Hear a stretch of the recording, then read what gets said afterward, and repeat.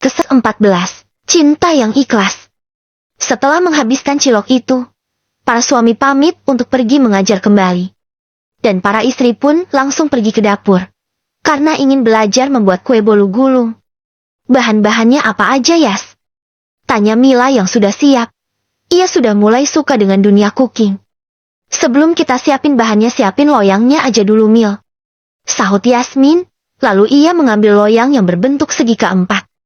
Nah, ini kan kita mau pakai loyang ukuran 22 kali 22 cm. Berarti kita pakainya 4 butir telur. Oh iya, sebelumnya kita panaskan ovennya lebih dulu ya. Karena ini proses pembuatan adonannya cukup cepat. Dan suhu ovennya harus stabil, jadi kita panasin dulu di suhu 200 kali 200 derajat Celcius.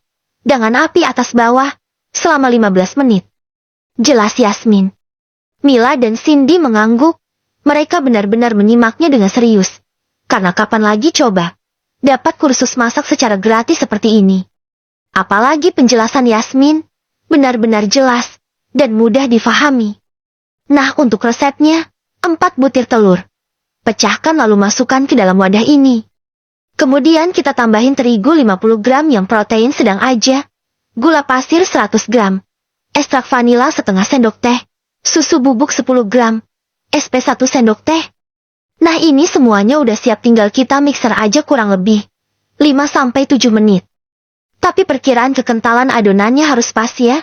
Jangan sampai over mix, nanti bolunya bisa gagal. Jelas Yasmin. Ia menggunakan metode all-in-one. Sambil memixer bolu itu, Yasmin juga mencairkan margarin. 5 menit kemudian. Nah, ini adonannya sudah pas. Tinggal kita tambahin margarin. Ini kan aku pakainya 90 gram. Kalau mau bolunya nggak terlalu basah dan berminyak, margarinnya bisa sekitar 80 atau 70 gram aja. Kemudian ini kita aduk balik aja perlahan pakai spatula. Yasmin benar-benar tidak pelit dengan ilmu masaknya. Ia menjelaskan semuanya secara detail. Setelahnya Yasmin memasukkan adonan itu ke dalam loyang, yang sudah diolesinya dengan margarin, serta dialasi dengan kertas roti. Oke. Untuk manggangnya kita langsung masukkan aja loyangnya. Kemudian apinya aku pakai api atas bawah 180 derajat Celcius. Selama 15 menit. Kok 15 menit doang? Cepat banget. Protes Cindy. Iya Cin, kalau kelamaan bisa gosong. Soalnya ini kematangannya juga harus pas. Biar bisa digulung. Kalau terlalu kering bisa pecah pas digulung nanti. Mereka pun membuat beberapa bolu gulung, dan bergantian membuat adonannya. Malam harinya, mereka semua sudah kembali ke rumah masing-masing, dan tinggal menunggu para suami pulang dari masjid. Tadi mereka juga sempat memasak seafood saus padang untuk makan malam. Jadi Cindy dan Mila tidak lagi memasak untuk makan malam. Hanan sudah pulang ke rumah, setelah suaminya itu mandi. Mila segera mengajaknya makan malam. Setelah itu mereka langsung beristirahat. Seperti biasa, sebelum tidur Hanan selalu sibuk dengan buku-bukunya. Sebelum mendekat Mila beristighfar, dan berdoa dulu beberapa kali. Sebab ia ingin mengajak Hanan untuk berdiskusi terlebih dahulu. Karena ia teringat dengan nasihat Umi Arfah tadi siang. Bahwa pernikahan itu yang nomor 1 adalah komunikasi. Jadi Mila ingin mengajak Hanan berbicara. Agar tahu apa yang sebenarnya terjadi pada lakinya, itu. Sehingga membuatnya dingin seperti ini. Mila sudah meyakinkan hatinya. Ia siap apapun yang diterimanya nanti. Ia mencoba duduk di samping Hanan, yang sedang duduk di sofa dengan buku di tangannya. Mila mengulurkan tangannya, lalu dengan berani menutup buku itu, lalu meletakkannya di meja. Hanan hanya menatapnya dengan penuh tanda tanya. Mil, kenapa bukunya kamu tutup? Aku belum selesai membacanya. Tanya Hanan datar. Walaupun begitu, ia tidak membentak Mila. Ia tetap berbicara dengan nada rendah.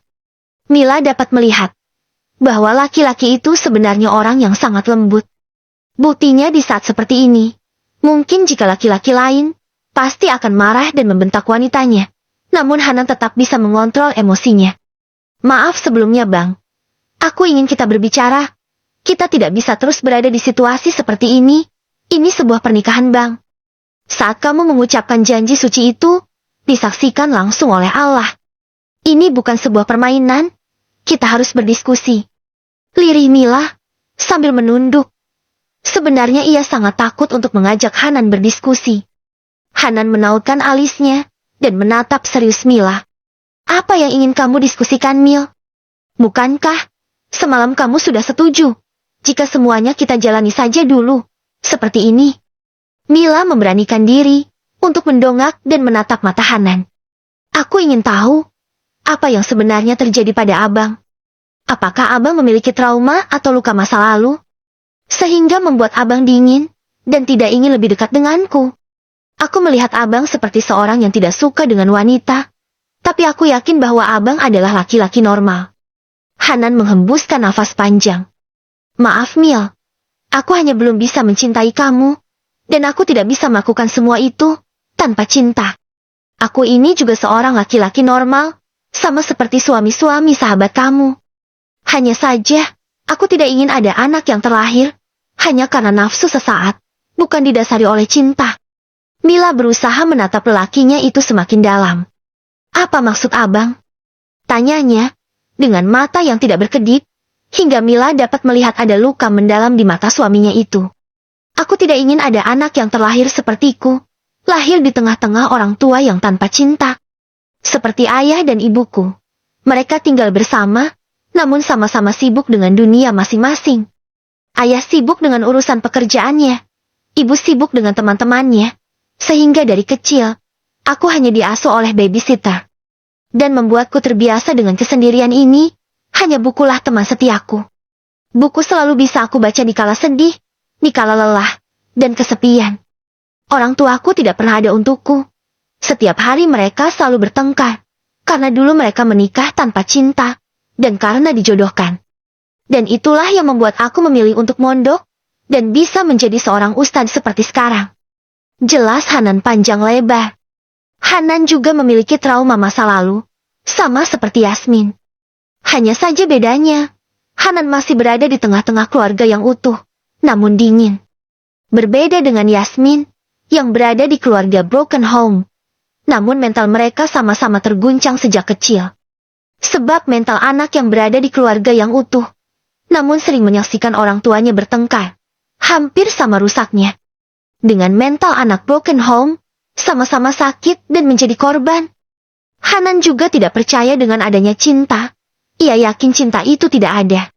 Namun keyakinannya itu patah saat dia melihat Yasmin dan membuat benih-benih cinta itu tumbuh di hatinya. Tapi sayangnya Yasmin sudah memiliki suami. Namun karena kejadian itu juga, membuatnya tidak ingin lagi mengenal cinta.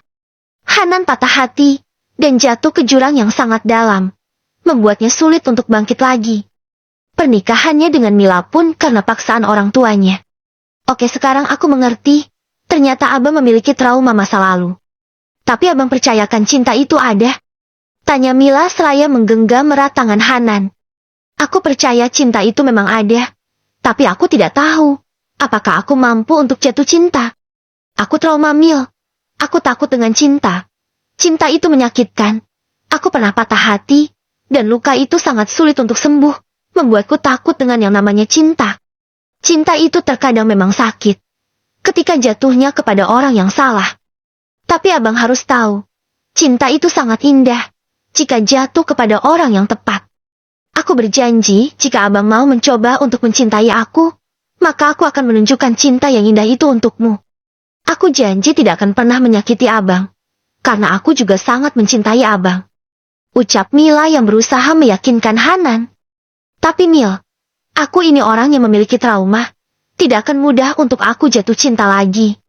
Aku takut jika aku hanya bisa memberikan luka dan kekecewaan padamu. Sebab aku sangat sulit untuk menjauh dari rasa trauma ini. Wanita yang tulus sepertimu lebih pantas bersama laki-laki yang waras, yang mentalnya sehat. Bukan dengan orang sepertiku. Lirih Hanan, dengan derayan air mata. Mila menggeleng. Bang, aku bukan seorang pengecut. Aku tidak akan menjauhimu, hanya karena kamu memiliki trauma dan depresi. Aku yakin, kamu juga pasti tidak ingin berada di posisi ini. Aku janji, aku akan merangkulmu, dan membawamu keluar dari rasa sakit, dan traumamu. Jika kamu butuh waktu, aku bisa sabar kok. Aku akan tunggu sampai kamu bisa membalas cintaku, karena aku memiliki cinta yang ikhlas untuk kamu. ucap Mila. Ia pun memeluk erat lakinya yang sedang bersedih itu. Terima kasih, Mil. Aku tidak menyangka kamu tetap bisa sesabar ini. Meskipun aku tidak pernah menganggapmu dan selalu menyakitimu. Bang, tujuanku menikah bukan karena semata-mata untuk mengejar kebahagiaan. Sebab aku tahu di dalam pernikahan itu pasti akan ada banyak ujian. Dan pernikahan ini aku niatkan karena Allah. Dan aku jalani karena ibadah. Sebab sebuah pernikahan adalah ibadah terpanjang. Jadi aku sudah siap. Jika di dalam menjalankan ibadah terpanjang ini, ada banyak cobaannya. Dan insya Allah aku selalu ikhlas menjalani pernikahan ini. Baiklah, kalau begitu aku beri kamu kesempatan untuk mengenalkan aku dengan cinta yang sebenarnya. Kamu buktikan jika cinta yang tulus itu benar-benar ada, agar aku bisa membalas cintamu, Mil. Pinta Hanan. Mila mengangguk. Tentu, Bang. Aku akan memperlihatkan kepadamu. Jika cinta yang tulus itu benar-benar ada. Hanan sangat beruntung karena memiliki istri seperti Mila. Walaupun dia masih muda, namun gadis itu sangat dewasa. Bahkan pikirannya jauh lebih dewasa dibandingkan Hanan. Ke-115. Selimut onde-onde meresahkan. Hari Minggu telah tiba. Yasmin yang sedang malas memasak itu meminta dibelikan nasi kuning pada Ihsan. Ia malas memasak sebab setelah sarapan harus pergi lagi ke pondok untuk mengajar masak. Jadi pagi ini mereka hanya sarapan dengan nasi kuning. Yasmin sedang bersiap-siap di kamarnya, dan Ihsan pun juga sama, sebab pekerjaan rumah sudah dikerjakannya tadi malam. Abang mau ikut aku ke pondok? Tanya Yasmin karena Ihsan juga sedang berganti pakaian. Kini dua orang itu sudah tidak canggung lagi berganti pakaian di dalam satu ruangan yang sama, sebab sudah terbiasa melihat tubuh satu sama lain. Abang mau ke rumah Abah, sayang, karena ada sedikit kerjaan soal urusan pondok sama Mas Agil. Sahut Ihsan. Oh, berarti nanti aku kalau sudah selesai, pulangnya ke rumah Abah ya? Ihsan mengangguk. Iya sayang, hari ini mungkin seharian kita di rumah Abah ya. Setelah siap, mereka berjalan bersama menuju pondok. Ihsan mengantarkan istrinya terlebih dahulu, baru ia lanjut ke rumah Abahnya. Hari ini Yasmin mengajarkan anak-anak itu membuat onde-onde saja, sebab ia kurang bersemangat. Namanya juga Bumil, kadang modnya berubah-ubah. Yang biasanya suka masak, tiba-tiba jadi malas memasak. Setelah kurang lebih 2 jam, acara masak-masak itu sudah selesai. Yasmin pun segera pulang ke rumah Pak Kiai.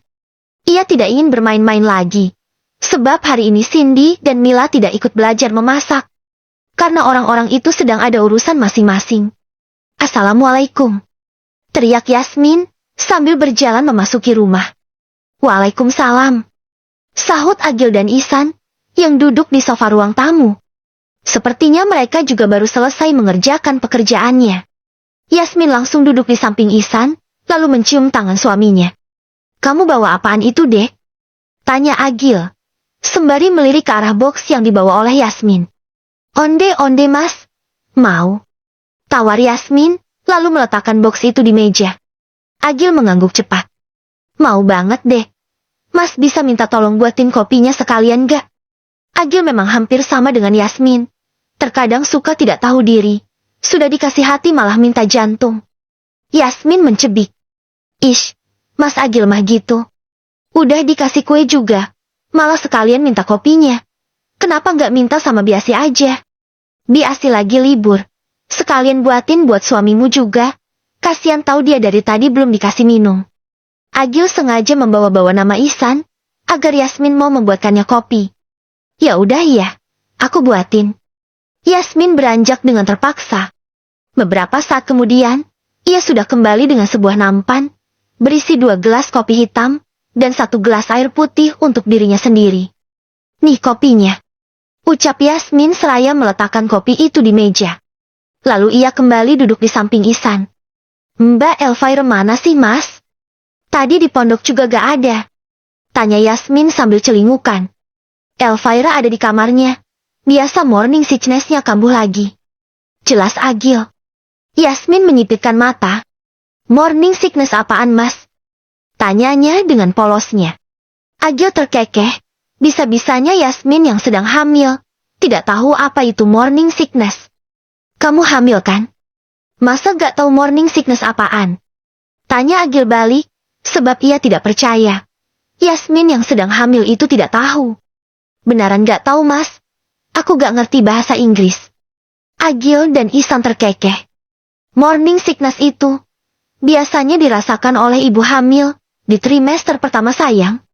Seperti mual dan muntah di pagi hari, kan waktu itu kita sudah dijelaskan oleh dokter. Jelas Ihsan, seraya mengelus lembut kepala Yasmin. Yasmin manggut-manggut saja. Emangnya kamu waktu dijelasin sama dokter gak nyimak Yasmin? Tanya Agil. Enggak, waktu itu aku cuma fokus liatin muka abang aja. Soalnya sejak tahu aku hamil, abang senyum-senyum terus. Aku jadi terpesona. Jelas Yasmin cengengesan. Ihsan langsung menutup wajahnya dengan kedua tangan. Karena salting mendengar kata-kata Yasmin. Emang beda ini anak satu, periksa kehamilan aja gak fokus. Padahal tiap hari juga kamu udah lihat senyuman Ihsan.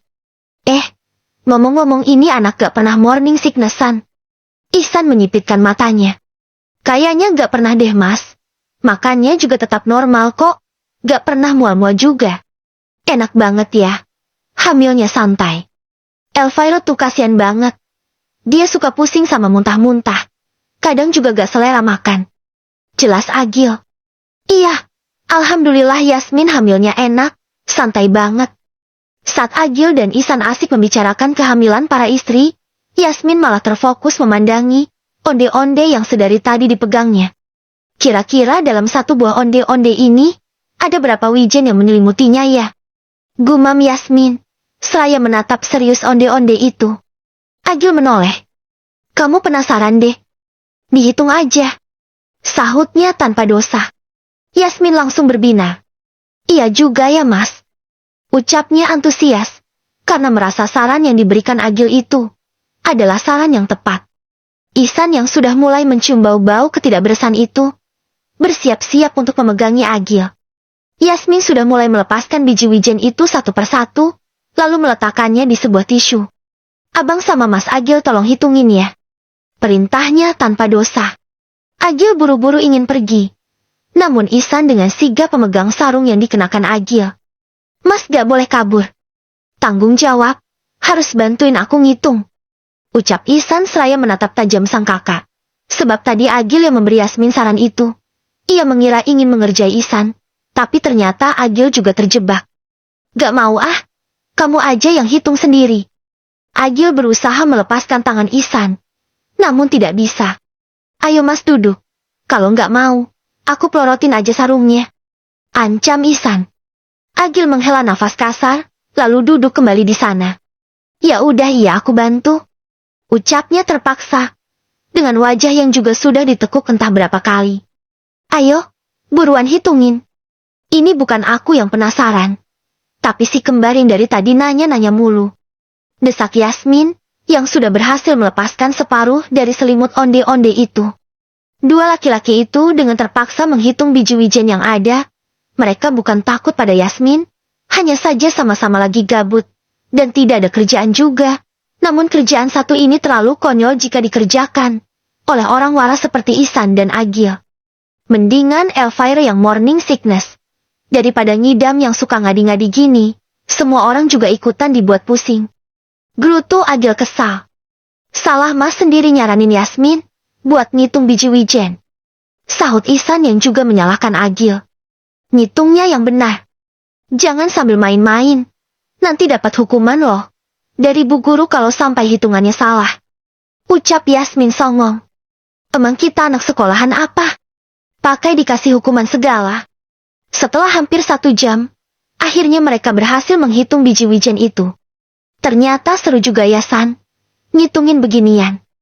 Gumam Agil setelah selesai. Seru dari Hong Kong. Yang ada kepalaku langsung puyeng mas. Berasa ngitungin telur rayap. Mungkin karena Agil yang ajaibnya 11-12 dengan Yasmin. Sehingga ia merasa seru. Sedangkan Ihsan yang waras malah merasa pusing. Tapi walaupun begitu Agil juga menggerutu. Karena merasa konyol. Wah, semuanya ada 948 biji wijen bang. Akhirnya terjawab sudah rasa penasaranku. Dengan selimut onde-onde ini. Ucap Yasmin antusias. Wijen yang menempel memang sangat banyak. Sebab onde-onde yang dibuat Yasmin juga berukuran besar. Besok-besok mau ngidam apa lagi ini anak San?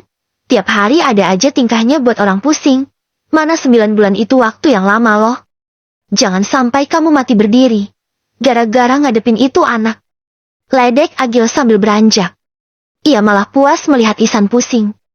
Sedangkan Yasmin malah memfoto hasil hitungan biji wijen itu dan mempostingnya di sosmed dengan caption, dalam satu buah onde-onde ada 948 butir biji wijen.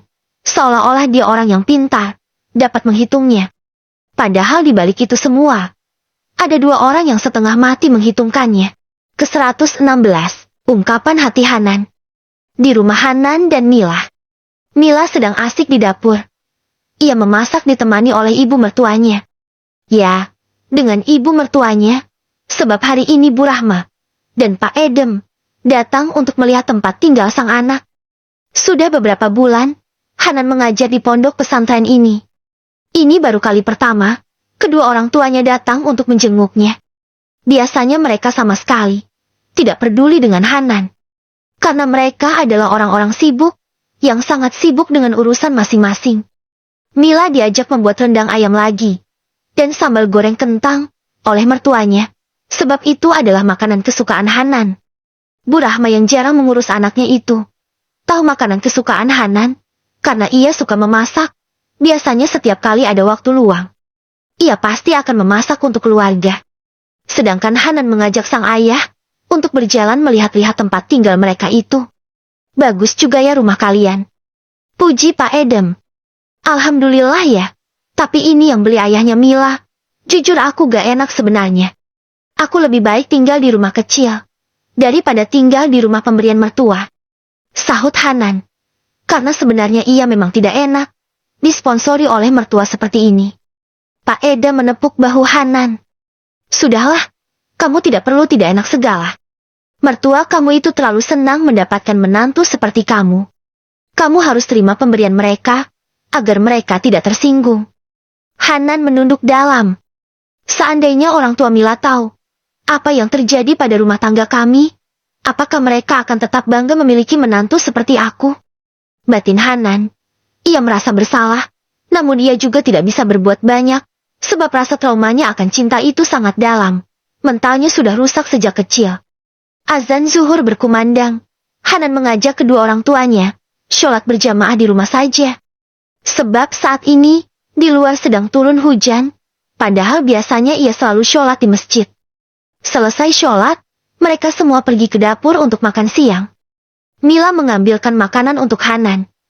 Ia bersikap seolah semuanya baik-baik saja di hadapan mertuanya. Mila takut jika mertuanya mengetahui kehidupan rumah tangga mereka sesungguhnya. Takut mertuanya mengadu pada orang tuanya. Ia takut akan dipisahkan dari Hanan. Sebab Mila sangat mencintai suaminya itu. Hanan, Mila, ayah dan ibu berharap kalian segera memberikan kami cucu, agar nanti ada yang akan meneruskan bisnis keluarga kita. Ucap Bu Rahma saat sudah selesai makan. Sontak Hanan dan Mila yang sedang minum tersedak bersamaan. Uhuk, uhuk, uhuk.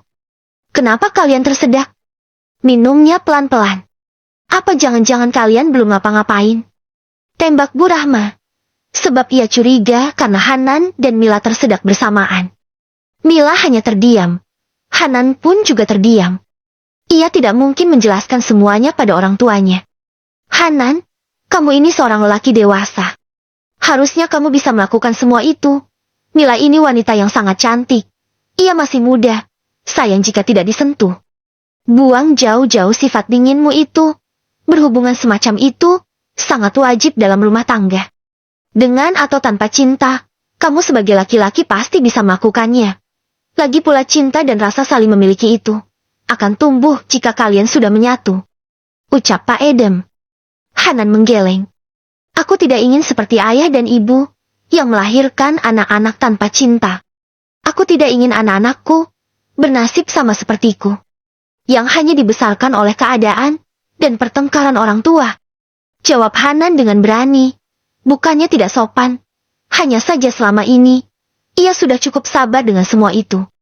Hanan, pertengkaran dalam rumah tangga itu sangat wajar. Kami saling mencintai kok. Iya kan, Bu? Bu Rahma mengangguk. Iya, Nak. Ayah dan ibu itu sebenarnya saling mencintai. Namun yang namanya pertengkaran itu sangat wajar dalam rumah tangga. Kini Hanan menatap kedua orang tuanya bergantian. Jika cinta itu ada di tengah-tengah keluarga kita, kenapa aku dan Hani tidak pernah merasakan itu dari kalian? Selama ini kami hanya diurus oleh babysitter saja. Ayah dan ibu sibuk dengan dunia kalian masing-masing. Aku dan Hani kesepian. Kami tidak pernah merasakan kehangatan keluarga. Ucap Hanan diiringi dengan derayan air mata, sebab dadanya terasa begitu sesak. Sudah 25 tahun ini, ia memendam semua itu. Namun hari ini, ia mengungkapkan rasa sakit yang dipendamnya sejak lama itu di hadapan kedua orang tuanya.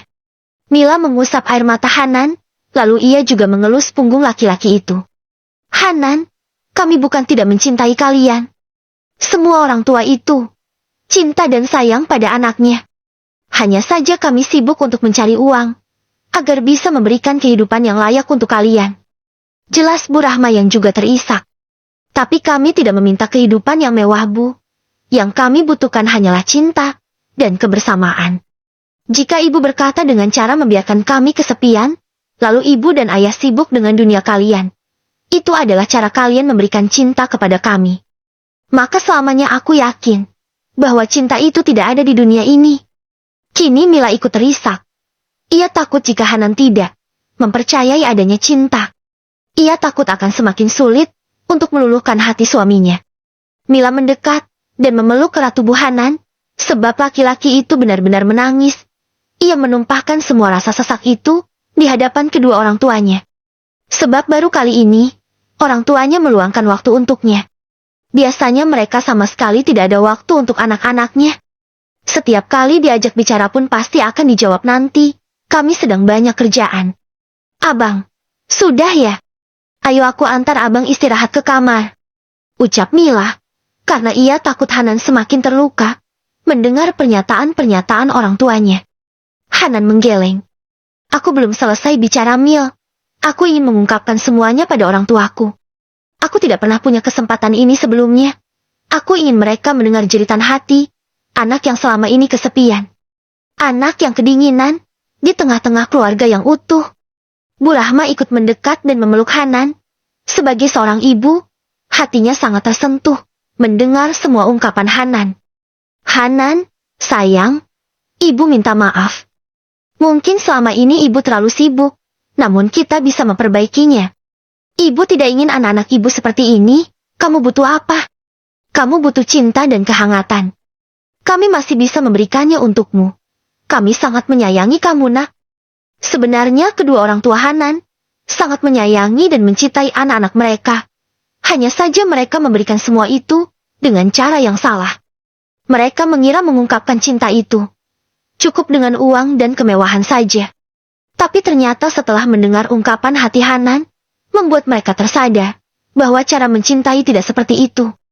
Semuanya sudah terlambat, Bu. Aku sudah terlanjur dewasa. Aku sudah menikah. Tidak ada yang perlu diperbaiki lagi. Cinta yang tulus itu memang tidak ada. Ucap Hanan. Hanan, kamu jangan seperti ini, kamu punya Mila. Ibu yakin Mila pasti mencintai kamu, dan bisa memberikan kamu cinta yang tulus. Jika cinta yang tulus itu, kamu tidak melihatnya di dalam rumah tangga kami, maka kamu dan Mila harus mewujudkannya di dalam rumah tangga kalian. Jangan kamu mengambil contoh yang tidak baik dari orang tuamu, Nak. Hanan tidak bisa menjawab lagi. Ia hanya bisa menangis, sebab perasaannya terlalu sesak. Karena rasa sakit dan sesak itu sudah sangat lama dipendamnya. Mila pun mengantarkan Hanan ke kamar untuk beristirahat, sebab Mila dapat mengerti, rasa sakit itu tidak bisa sembuh jika hanya diobati dengan kata-kata. Ia ingin memberitahu mertuanya, jika rasa sakit dan trauma Hanan bisa sembuh, jika diobati dengan pembuktian dan perhatian, bukan dengan kata-kata saja. Setelah mengantarkan Hanan ke kamar, Mila mencoba menenangkan Hanan, lalu menidurkannya, sebab hanya dengan cara itu, agar Hanan bisa tenang. Meskipun ini tidak mudah untuk Mila, tapi sebagai seorang istri ia akan berusaha kuat, demi cintanya pada Hanan. Ke-117, Api Cemburu. Beberapa saat kemudian, Hanan sudah tertidur.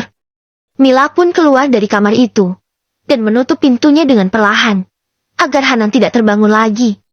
Setelahnya Mila mencari keberadaan mertuanya. Di ruang tamu mereka tidak ada. Di ruang keluarga juga tidak ada. Karena mobil mereka masih terparkir di garasi, akhirnya Mila memutuskan untuk mencari mereka ke lantai atas. Dan benar saja, mertuanya itu sedang mengobrol di balkon. Mila mendekati mereka dengan perlahan. Sebenarnya ia masih canggung berdekatan dengan mertuanya, karena Mila benar-benar baru mengenal mereka setelah ia menjadi istri Hanan.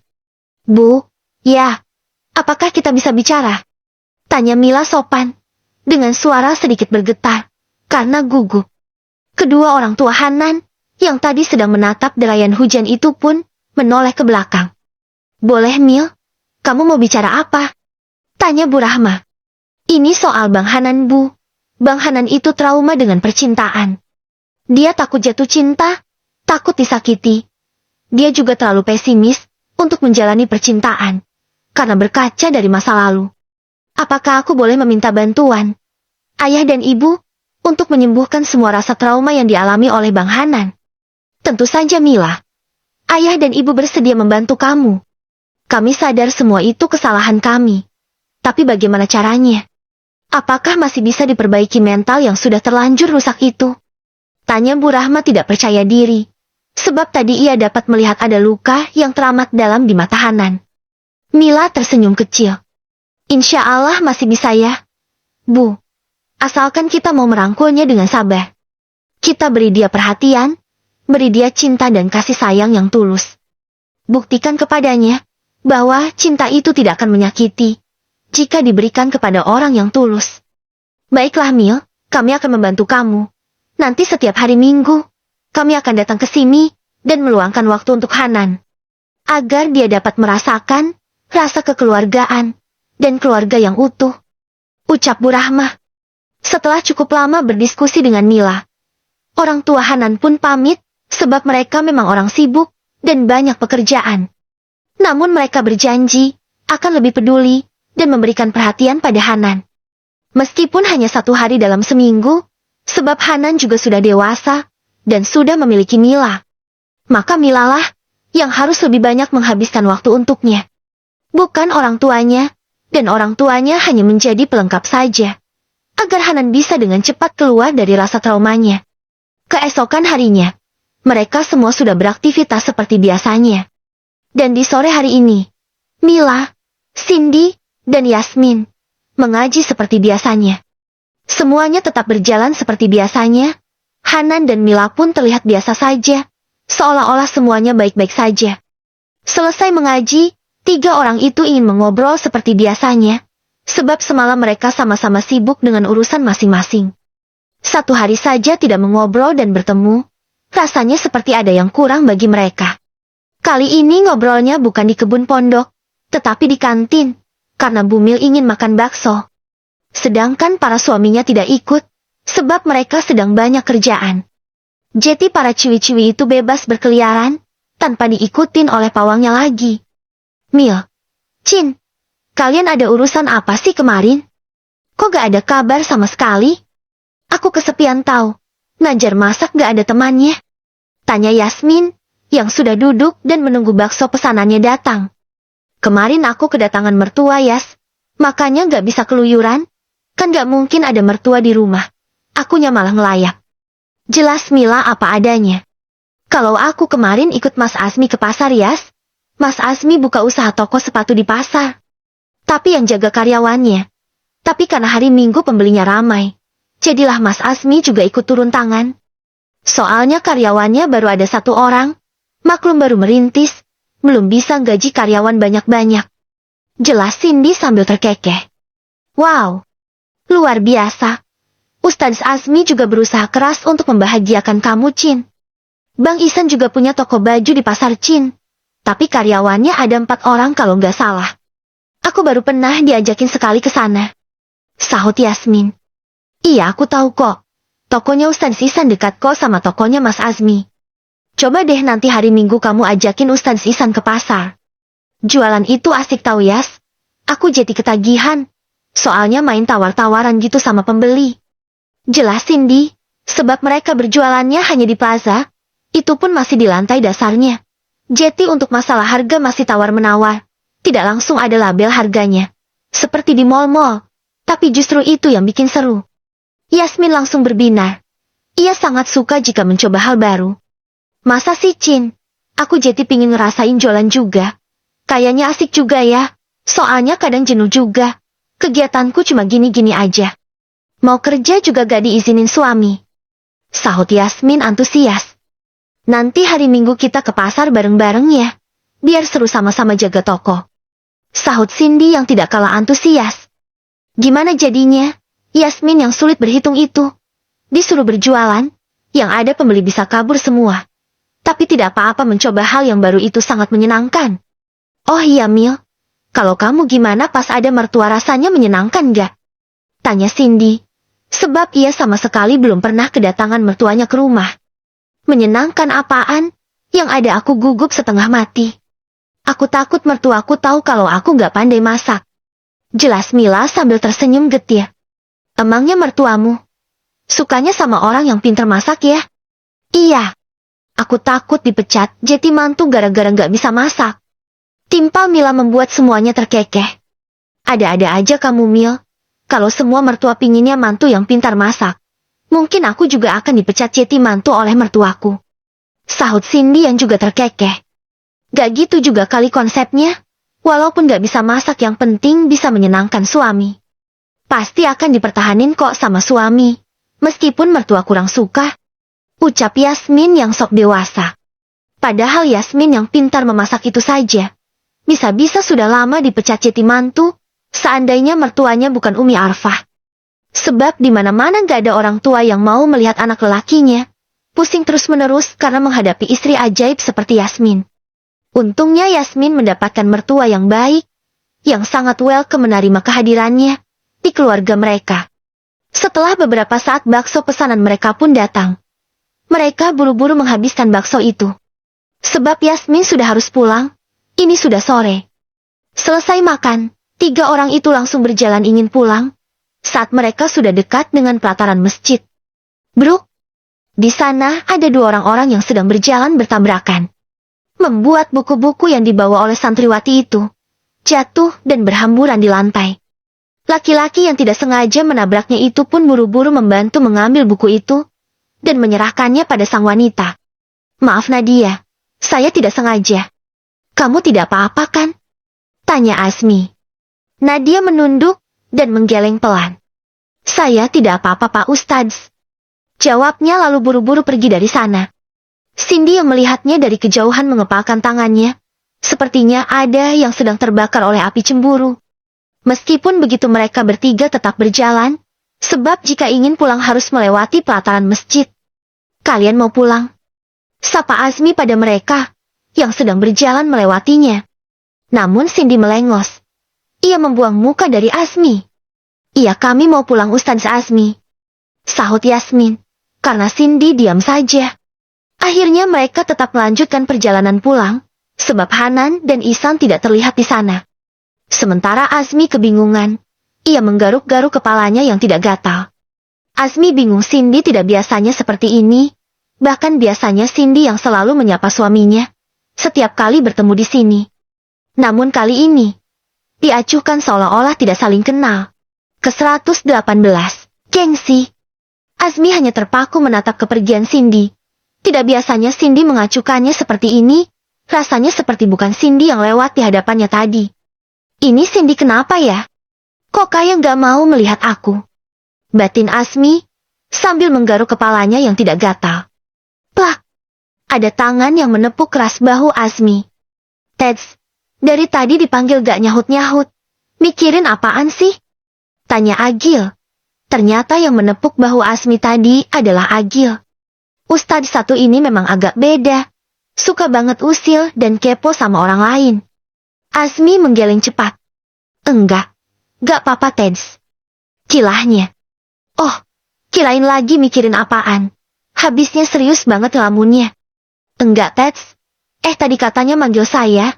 Emangnya ada apa Teds? Tanya Azmi mengalihkan pembicaraan. Gak ada apa-apa, cuma iseng aja. Jawab Agil cengengesan. Azmi menghembuskan nafas panjang. Dasar Ustadz Agil. Kebiasaan deh suka banget ngusilin orang. Cibir Azmi. Habisnya Ustadz Azmi ngelamun di depan pintu. Daripada kesambet mending saya kagetin aja kan. Udah ah. Ustadz Azmi Mas Agil memang begitu orangnya. Suka usil. Ucap Ihsan, yang tiba-tiba datang. Kamu dari mana, San? Tanya Agil. Habis nyariin Yasmin di kebun pondok, tapi gak ketemu. Sahut Ihsan sedikit panik, sebab memang sudah menjadi kebiasaan. Setiap sore Yasmin selalu dicariin, seperti bocil yang lagi main, dan disuruh pulang. Oh, tadi mereka sudah pulang Teds. Beritahu Azmi. Syukurlah kalau gitu. Aku cuma takut mereka main lupa waktu. Hahaha. Agil tergelak. Bisa-bisanya istrinya yang sudah gede gitu dicariin mulu. Udah kayak bocil aja. Kemana-mana diikutin. Main lama dikit dicariin. Bucin akut kamu, San. Bukan gitu, Mas. Yasmin kan anaknya memang ajaib. Kadang-kadang suka di luar prediksi BMKG. Makanya aku harus selalu waspada. Apalagi di dalam perutnya ada si kembar. Aku takut dia aneh-aneh. Iya aku paham kok. Ya udah sekarang kita ambil wudhu. Siap-siap sholat maghrib. Ucap Agil membubarkan mereka semua. Selesai sholat Isya, Azmi buru-buru pulang ke rumah. Selain sudah lelah, ia juga sudah sangat merindukan Cindy. Namanya juga masih pengantin baru. Lagi hangat-hangatnya. Tidak bertemu 1 jam saja rasanya seperti 1 tahun. Gue tertawa. Azmi sudah sampai di depan pintu. Ia mengetuk pintu itu beberapa kali, sambil mengucapkan salam. Tok, tok, tok. Assalamualaikum Cindy. Teriak Azmi dari luar, namun tidak ada jawaban. Azmi yang sudah 3 kali mengucapkan salam, namun belum dijawab itu, meraih handle pintu, dan mencoba membukanya. Ternyata pintunya tidak dikunci, membuat Azmi semakin kebingungan. Azmi masuk lalu menutup pintu itu kembali, dan menguncinya. Kemudian ia berjalan ke kamar, untuk mengambil handuk, sebab ia tidak bisa jika tidak mandi sebelum tidur. Azmi celingukan mencari keberadaan Cindy, sebab istrinya itu tidak ada di kamar. Tadi di ruang tamu juga Cindy tidak terlihat. Saat Azmi sedang mengambil handuk terdengar suara berisik, dari arah dapur. Kontang! Kontang! Azmi yang penasaran pun, berlari menuju dapur. Ternyata itu suara Cindy yang bersiap-siap untuk memasak. Ia membanting wajan yang ingin dipakainya menumis bumbu ke atas kompor, serta panci yang baru saja selesai merebus telur. Dibantingnya ke wastafel. Sayang kamu kenapa sih? Kok masaknya kayak orang ngamuk gitu? Tanya Azmi. Seraya mengusap bahu Cindy. Plak! Cindy menangkis kuat tangan Azmi. Maaf ya, saya tidak sengaja. Ucap Cindy menirukan suara Azmi saat berbicara dengan Nadia tadi sore. Kontang! Cindy menjatuhkan sutil besi ke wajan yang ia pakai menumis bumbu. Sayang kamu kenapa sih? Tanya Azmi lagi. Maaf ya, saya tidak sengaja. Ucap Cindy lagi. Azmi menggaruk kepalanya yang tidak gatal, sebab ia melihat jelas jika Cindy memang sengaja menjatuhkan sutil itu. Cindy, itu kamu sengaja lo jatohinnya. Ucap Azmi gregetan. Maaf ya, saya tidak sengaja Sahut Cindy dengan nada yang juga ikutan meninggi. Azmi terbelalak. Ia malah curiga Cindy ketempelan. Karena sebelumnya istrinya itu tidak pernah seperti ini. Azmi mencoba menaruh kembali tangannya di ubun-ubun Cindy, lalu membacakan ayat Ruqyah. Membuat Cindy semakin emosi. Mas, aku gak kesurupan. Bentaknya. Azmi pun menghentikan bacaannya, dan menarik tangannya kembali. Kalau gak kesurupan, kenapa ngamuk-ngamuk? Ditanya jawabannya selalu, maaf ya saya tidak sengaja. Tanya Azmi dengan raut wajah keheranan. Cindy berbalik dan menatap tajam mata Azmi. Azmi pun dapat melihat mata Cindy yang merah dan sembab. Punya otak kan? Pikir aja sendiri. Ketusnya, lalu berlalu ke kamar. Ia meninggalkan bumbu balado yang sedang ditumisnya, dan telur rebus yang baru dikupas 2 biji, masih ada 3 telur lagi yang belum dikupas. Sayang kamu mau kemana? Ini masakannya belum matang. Panggil Azmi, namun Cindy tidak peduli. Ia menangis di kamar dengan muka yang ditutupi dengan bantal. Ada yang sama gak kayak Cindy, kalau lagi ngambek sama suami, lagi ngapain aja ditinggalin. Terus nangis di bawah bantal. Ayo angkat tangannya Rama-Rama. Gue tertawa. Azmi yang mau mandi itu jadi tertunda. Ia memutuskan untuk meneruskan masakan Cindy terlebih dahulu. Untungnya Azmi bisa memasak, karena ia sempat lama tinggal di pondok pesantren. Walaupun masakannya tidak terlalu enak, tapi lumayan masih bisa dinikmati. Azmi sudah selesai memasak dan mandi. Kemudian ia berjalan menuju kamar, karena ingin mengambil baju. Ia masuk ke kamar hanya menggunakan handuk yang melingkar di pinggang. Azmi menarik handle pintu. Namun pintu itu tidak bisa terbuka. Sepertinya Cindy menguncinya dari dalam. Sayang, kok pintunya dikunci? Mas mau ambil baju sayang? Ayo buka pintunya. Teriak Azmi dari luar. Namun tidak ada jawaban. Yang Azmi dengar hanyalah isakan tangis Cindy. Sayang, kamu kenapa sih? Mas minta maaf kalau ada salah sama kamu. Ayo buka pintunya. Kita bicarakan baik-baik, Cin. Mas gak bisa menebak-nebak seperti ini. Ucap Azmi memelas. Gak mau. Mas Azmi jahat. Tadi Mas Azmi nabrak Nadia. Teriaknya. Azmi menghela nafas kasar. Itu tadi gak sengaja sayang. Lagi pula Mas gak ada apa-apa sama dia. Jelas Azmi. Tapi aku gak suka Mas. Aku gak suka Mas Azmi minta maaf sama dia. Aku gak suka Mas Azmi bantuin dia mengutin bukunya. Ya udah Mas, janji deh. Besok-besok gak nabrak orang lagi. Ayo buka pintunya sayang. Ini Mas belum pakai baju loh. Nanti kalau Mas masuk angin lagi, kamu juga yang repot. Bujuk Azmi. Ya udah aku bukain pintunya. Tapi malam ini kita makan di luar ya. Kok makan di luar, Cin? Itu masakan kamu tadi udah Mas selesain kok. Masakanku gak enak Mas. Aku mau makan nasi goreng yang di depan komplek aja. Azmi terkekeh dan geleng-geleng kepala. Cindy memang semurah itu. Ia tidak perlu dibujuk dengan bunga ataupun perhiasan. Yang ia mau hanya mau makanan-makanan dan makanan, sebab belum pandai masak. Makan masakannya 3 kali sehari. Rasanya terlalu membosankan. Ya udah ayo. Tapi buka dulu pintunya. Sahut Azmi. Ceklek. Cindy sudah membukakan pintu kamar itu. Ya ampun, dari tadi kamu nangis gara-gara lihat Mas nabrak Nadia. Kamu cemburu buta sayang. Ucap Azmi sambil mengelus kepala Cindy. Cindy mencebik dan mendorong dada Azmi. Pede banget Pak Ustadz. Siapa juga yang cemburu? Aku cuma kesel aja. Udah dijebol masa Mas lirik-lirik perawan lain. Kilahnya. Sebab Cindy sangat gengsi mengakui semuanya. Ke-119. Staycation di villa pinggir pantai. Pagi ini Mila membuatkan nasi goreng untuk Hanan sarapan.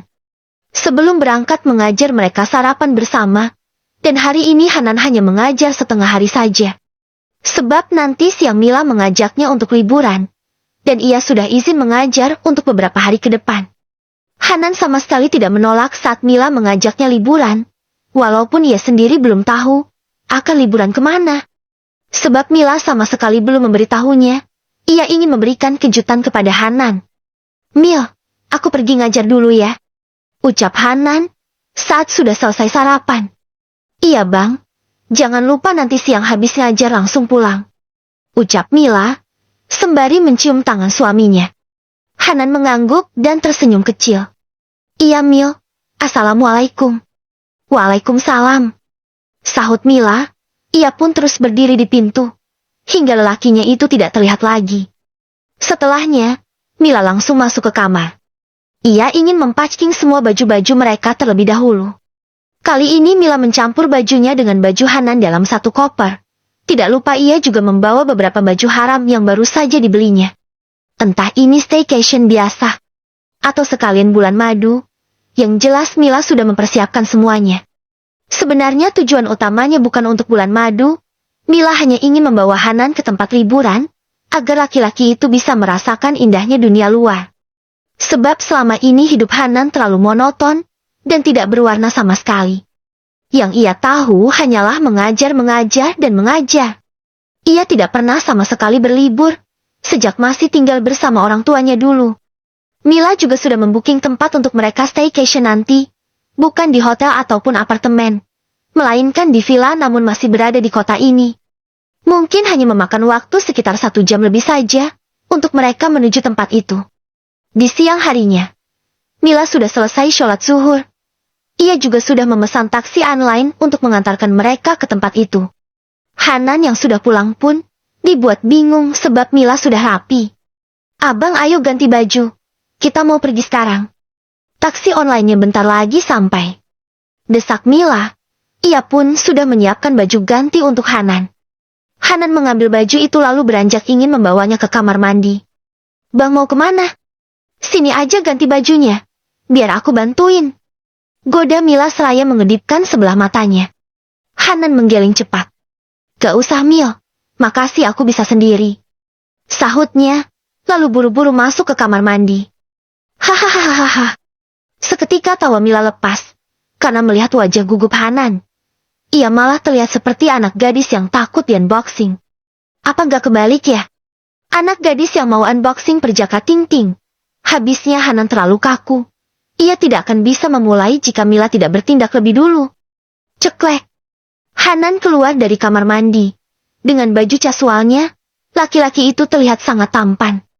Membuat Mila terpesona. Karena jarang-jarang Hanan menggunakan baju kasual seperti ini. Biasanya ia hanya mengenakan gamis, atau sarung dan baju koko.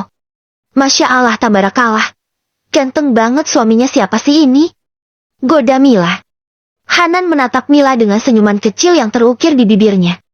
"Suaminya Kamila," jawabnya. Mila langsung berdiri dan memeluk Hanan. Ia sangat senang mendapatkan pengakuan dari suaminya itu. Taksi online-nya pun sudah datang. Akhirnya mereka langsung berangkat menuju villa itu. Mereka belum makan siang, sebab Mila ingin makan siang di sana saja. Sebab jika ia memasak butuh waktu beberapa jam baru selesai, dan berangkatnya bisa kesorean. Jadi Mila memilih untuk makan siang di sana saja. Setelah 1 jam lebih di perjalanan, akhirnya mereka tiba di tempat yang dituju. Mila langsung mengajak Hanan masuk, menuju villa yang sudah dibukingnya. Villa itu terlihat sangat nyaman, ada TV, kitchen set, dan kamar mandi, juga kamar tidurnya ada di atas, serta ada balkon yang cukup luas untuk nyantai-nyantai. Yang lebih menariknya lagi, villa itu berada di pinggir pantai, jadi mereka bisa menghabiskan waktu di pantai. Bisa untuk melihat sunset, ataupun sunrise, pokoknya pemandangannya sangat-sangat indah. Mila sengaja memilih tempat itu, agar mereka benar-benar bisa merasakan indahnya dunia luar. "Abang sudah lapar gak?" tanya Mila, saat sudah masuk ke villa itu. "Lapar, Mil. Kita mau makan apa?" tanya Hanan balik. "Kita makan di cafe yang ada di sini aja yuk, Bang. Kebetulan di sini ada kafenya. Jadi kita nggak perlu repot-repot cari makanan di luar." "Ya udah, ayo," ajak Hanan bersemangat. Entah kenapa moodnya sangat baik saat berada di tempat ini. Mungkin karena ini kali pertama ia pergi liburan. Koper yang dibawa diletakkan begitu saja. Setelahnya mereka langsung keluar menuju kafe yang ada di tempat itu. Hanan dan Mila sudah duduk di kafe itu. Kafenya tepat di pinggir pantai. Mereka memesan beberapa menu makanan, dan makan sambil menikmati indahnya pemandangan yang ada di sana. "Enak juga ya, Mil. Staycation di tempat seperti ini," gumam Hanan saat sedang makan. "Iya, Bang. Abang suka gak?" Hanan mengangguk. "Suka banget, Mil. Habis makan kita jalan-jalan di pinggir pantai ya, Bang, sambil dengerin suara ombak. Aku yakin Abang pasti merasa lebih rileks lagi." "Boleh. Apa kita mau sekalian berenang?" "Aku takut, Bang. Gak bisa berenang juga." "Kalau Abang bisa gak?" tanya Mila. Hanan malah nyengir. "Gak bisa, Mil," sahutnya. "Ya udah, daripada kita tenggelam gara-gara gak bisa berenang, kita jalan-jalan aja di pinggir pantai." Mila sangat bahagia, karena Hanan sudah banyak bicara. Dan saat kesini tadi, ia sama sekali tidak membawa buku-bukunya. Jadi Mila sudah dapat memastikan bahwa waktu Hanan sepenuhnya hanya untuk dirinya saja. Tidak lagi dengan buku-bukunya, seperti hari-hari sebelumnya. Selesai makan, dua orang itu pun berjalan di pinggir pantai. Di sana juga ada banyak orang-orang yang berenang. Bahkan ada banyak orang yang satu keluarga berenang di sana. Ada juga yang sedang makan-makan di gazebo yang ada di pinggir pantai. Bang, lihat deh orang-orang itu. Mereka masak-masak di sini satu keluarga. Dan lihat juga yang di sana. Itu mereka berenang bersama dengan anak-anak mereka. Nanti kita kalau sudah punya anak, kita staycation di sini lagi ya. Kayaknya seru deh, kalau kita kesini sama anak-anak kita nanti. Ucap Mila, ia sengaja menjurus ke arah sana, agar hati Hanan segera terbuka. Wajah Hanan yang tadinya ceria terlihat tegang kembali. Insya Allah Mil, sahutnya singkat. Mila merangkul pinggang suaminya itu. Bang, aku yakin, nanti keluarga kecil kita ini, bisa seperti orang-orang. Nanti kita punya banyak anak, sering liburan bareng, pokoknya keluarga kita akan menjadi keluarga yang sangat bahagia. Sering liburan bareng kayak orang-orang. Aku yakin kita pasti bisa mewujudkan semua itu berdua bang. Abang mau kan? Membangun keluarga kecil bersamaku? Tanya Mila, seraya menatap lekat mata Hanan. Insya Allah kalau Allah mengizinkan itu semua, semoga aja keinginan kamu bisa terwujud ya. Sahut Hanan, kaku. Amin. Mila mengaminkannya dengan khusyuk. Setelah puas berjalan-jalan di tepi pantai, kini mereka memilih untuk bersantai di ayunan yang ada di area penginapan itu. Mereka dapat menyaksikan orang-orang yang datang ke tempat itu, silih berganti. Dan rata-rata mereka datang bersama keluarga, karena di pantai ini juga bisa untuk berwisata saja, dan tidak harus menyewa villa. Mila berharap dengan banyaknya pemandangan indah orang-orang bersama keluarga mereka, dapat membuat mata hati Hanan terbuka. Dan percaya, bahwa keluarga yang bahagia itu memang ada.